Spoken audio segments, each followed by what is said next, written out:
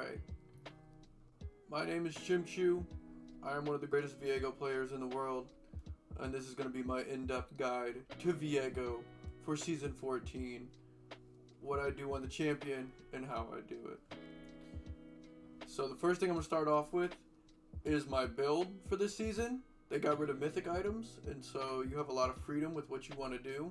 But as you can see on the screen, I'm pretty much running Sundered Sky, Kraken, Sterix almost every single game because it is by far his most safe and consistent build on Viego right now. A very thing to note when it comes to this champion is you don't want some sort of shield. Like Sundered Sky and Kraken are extremely good items. Sundered Sky makes you so tanky so early with still doing a lot of damage. Kraken Slayer buffs work amazing on Viego. You see it in almost every Viego build at this point, sometimes even rushing a Kraken Slayer because the damage output is out of this world. But after that, you have a little bit more freedom. If the enemies have a nice mixture of AD and AP and you're like, I can't really stop all the damage, I like to go Sterix Gauge. Sterix Gauge now gives you bonus tenacity, which is huge because you can already ult through most things. The bonus tenacity will help you also just get out of dodge a little faster. Put that on top of Merc Treads, and any kind of comp that really wants to lock you down is going to have trouble locking you down. And so I personally like Sterix Gauge a lot third, and then more tank items to follow after that. But as you can see in this game down here, I have no Sterix Gauge. Instead I went Maw because it's still vital to have a shield on Viego. Some item that gives you some sort of shield when you're low HP is massive and going to allow you to keep switching bodies in those late game team fights, because the shield will proc as you ult out of someone's body and try to kill someone and get into their body. That shield gives you just a massive boost of health because you don't gain as much health anymore from taking bodies. So that shield is going to be kind of a buffer, because even if you take someone's body at full HP but then you start taking a lot of damage in that body, when you come out, your Sterix procs, you can hopefully get into another body and keep going on the rampage as you do your thing. So Maw, Shield Bow, Sterix, throw something like that in there somewhere. That's going to help. Death's Dance is still really good on him, but I think the Sterix is just better because that shield is going to be more, it's going to provide more than the Death's Dance will. You usually don't want to spend too much time soaking up a lot of damage. Usually I only go Death's Dance if I'm like really the only frontliner and I'm going to be absorbing a majority of the burst. Then I'll go with Death's Dance to try and get some anti-burst and survivability going. If you're not looking for the safest, most consistent build, because you're not going to pop off every time you build this, sometimes you're just coasting by, you're taking a carry. It is the bread and butter build for Viego right now.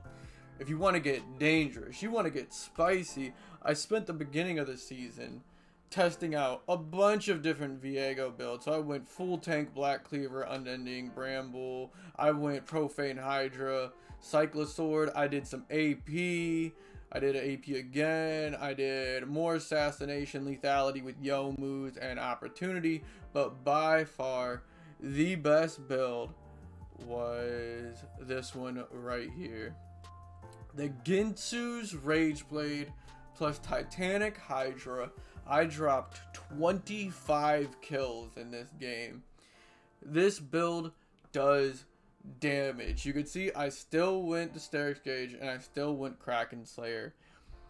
Titanic Hydra does the on-hit cleave plus the active just gives you so much burst damage. That active does a ton of damage. So add that in with all your already on hit with your Wits End, your Blade of the Ruin King, your Kraken, your Ginsu's. You are destroying people in a second. They just disappear. It allows you to burst through the enemy team so fast.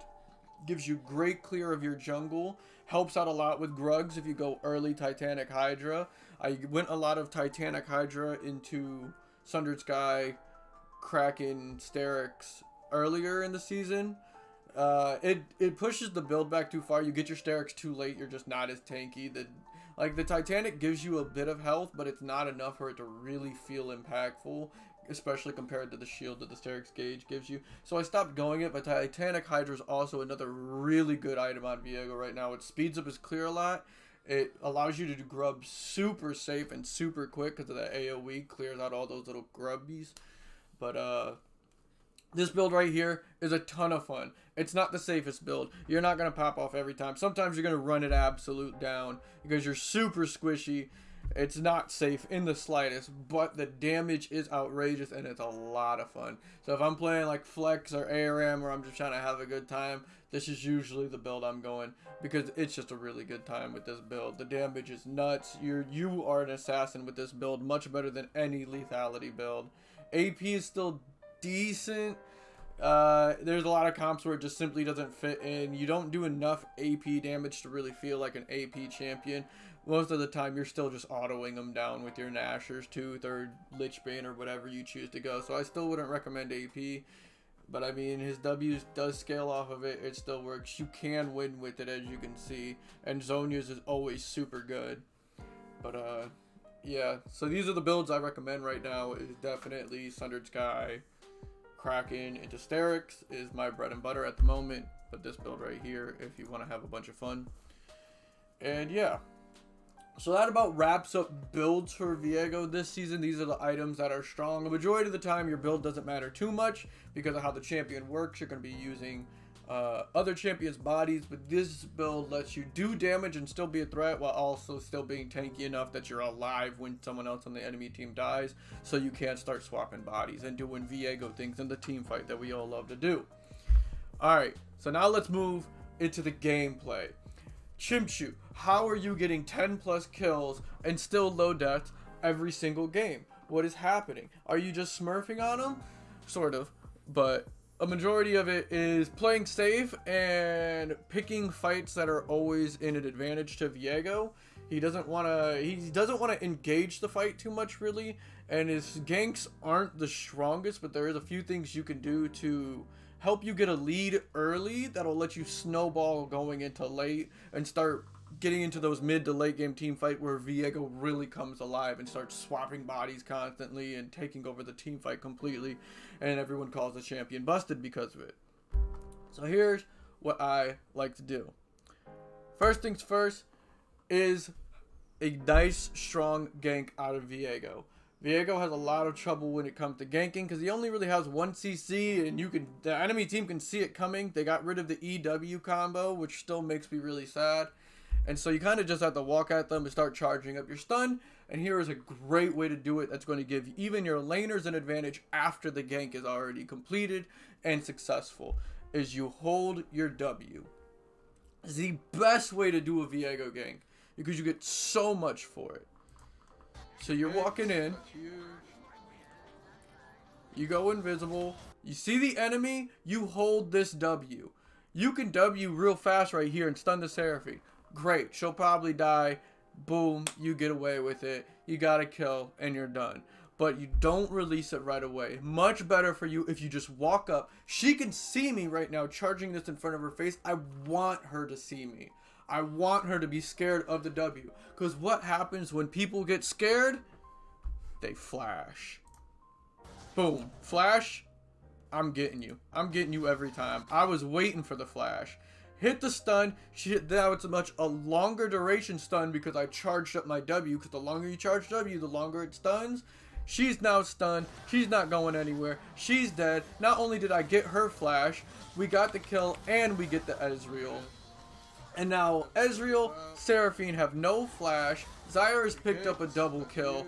I'm walking back to my jungle, going back to do jungle thing. And this bot lane is super far behind. Off of 1 gank, we got all their sums and we still killed them. Hold your W. Wait for the flash. They're going to flash every time. Everyone's afraid of the stun. They are trying to flash that W. Hold it. You can hold it for so long. Wait for them to flash. Follow the flash with your W. Boom. Easiest kills of your lives. The stun is longer. You're gonna get there. You're gonna pick up the kill. It's worth it every time. How do I know that this works every time? Because of the Chimchu special. What in the world is the Chimchu special? This is how I get fed super early into the game. It is the level 2 gank. So what you're going to do is level 2, You start at your bottom side of your map, so you can go blue Gromp or you could go red to Krugs, right? So you go red, you go Krugs. Who's my support? I have a Nautilus. All hail Nautilus. We love Nautilus. Nautilus, Blitzcrank, Thresh, Morgana, Lux. Anyone with super hard CC level 1 in the support, so pretty much anything but an enchanter, is beautiful for the Chimchuu special. So I see that we have Nautilus. I think it's time for the Chimchuu special. And I know what it's time for. Today's special guest shall be the opposing bot lane. Level 2 or level 1 even for the bot lane. Nobody wards this river. You can walk right up to this river every time. Nobody's warding this. This is a free gank every time. All you have to do is let the enemy bot lane push. You have a hard CC support. This is a 3v2 and you are level 2. You have the advantage every time. Please push your Viego. Shake a little ass. Look a little juicy for Oh, they hit level so 2. They're now pushing up. They can't get to safety. They're too far up. They bring them right to me. And there it is. Nautilus hits the CC, which means the enemy Ezreal dies. But the Chimchuu special has never let me down before. And it's no exception now. It's a guaranteed success. Guaranteed success. It always works. They fall for it every single time. Use the Chimchuu special. Use holding your W. Yet again, the enemy bot lane has now flashed. They have no summoners. And we double killed them again. This is how you get fed. This is level 2 and level 4. This is super early on to the game. This is how you're going to get that snowball going. I didn't get any of these kills. It doesn't matter. I don't need these kills. Early game is not about Viego. Viego's mid to late. His early game is strong still, but his mid to late is stronger. Tristana is going to do a lot more with those kills than I am going to do with those kills. Tristana killing people still gives me their body. That's great.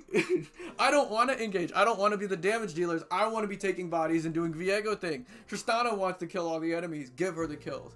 Let the enemy ADC get the kills, carry the game. It is fine. You will have your time to shine when it is Viego's time to shine.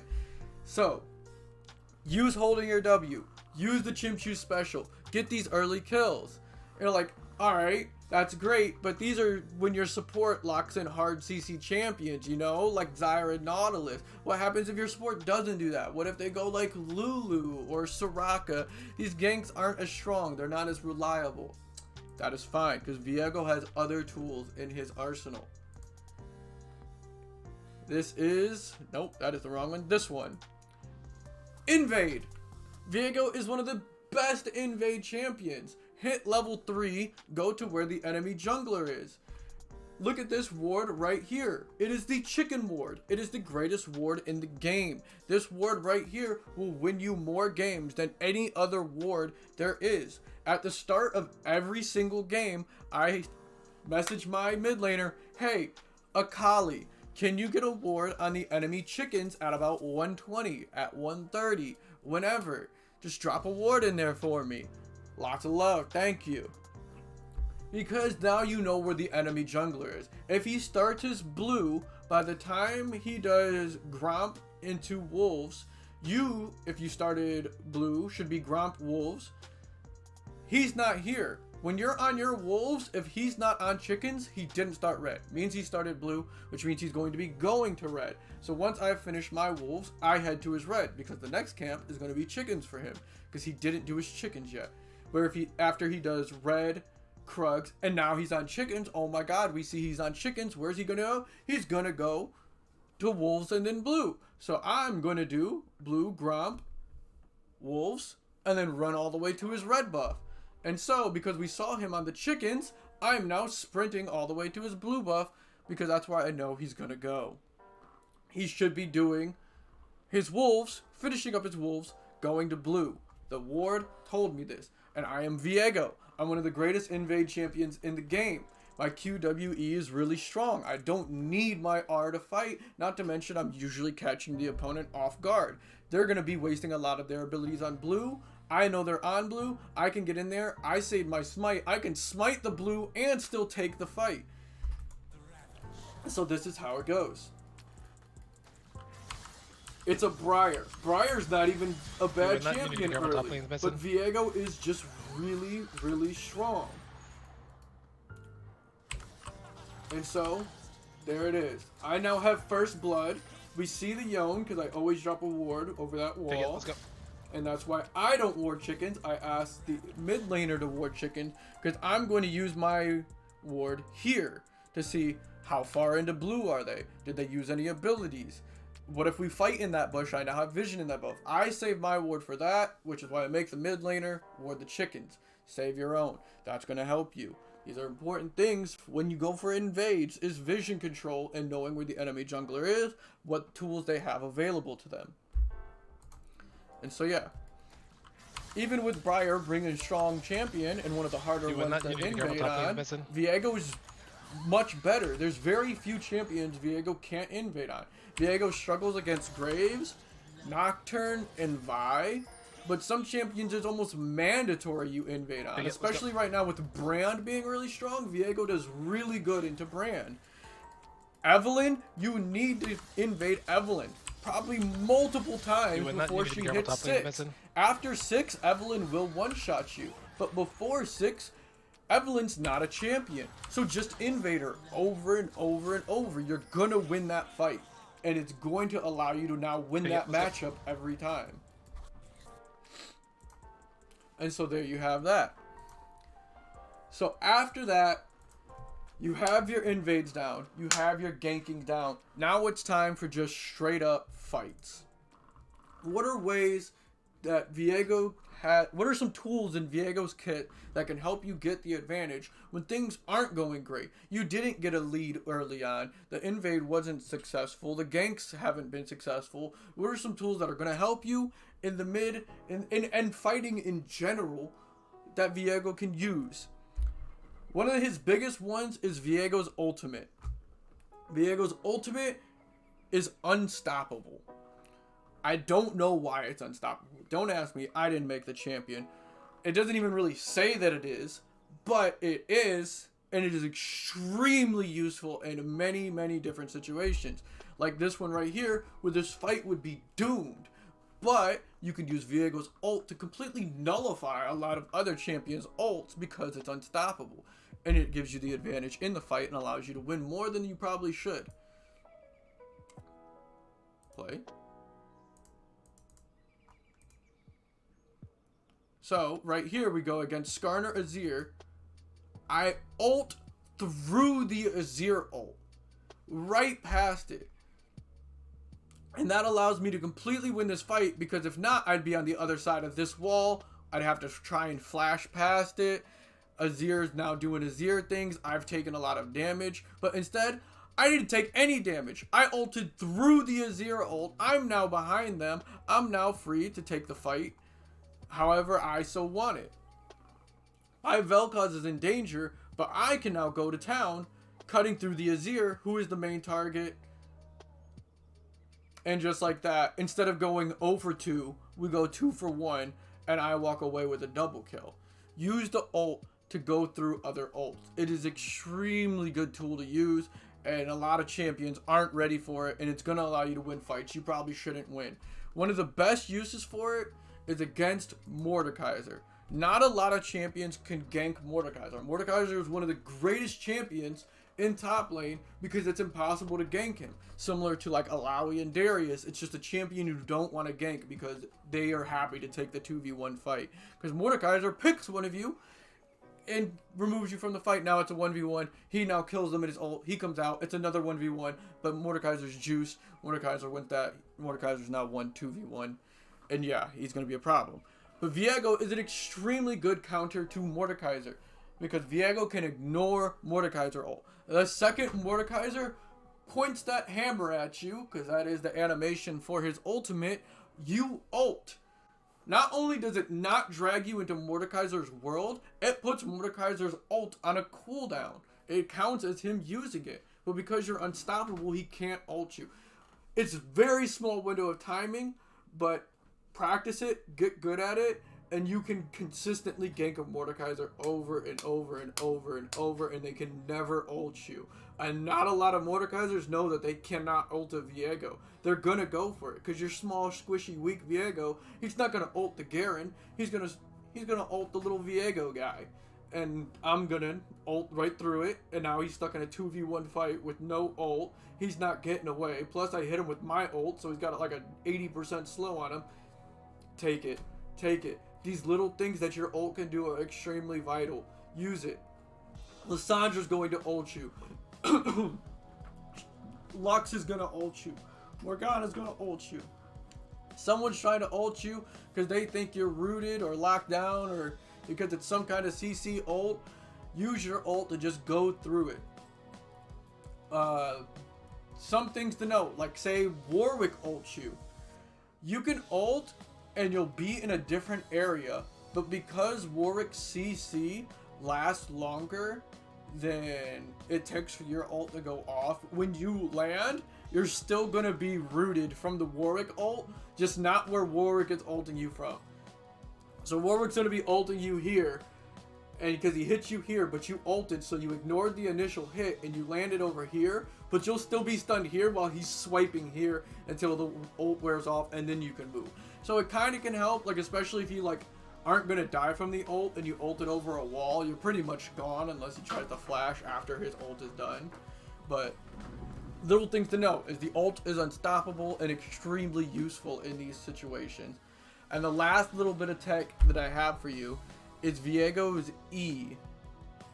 So right here you can see this person's about to die and I'm going to take their body. So what I'm going to do is before I take their body, I use my E.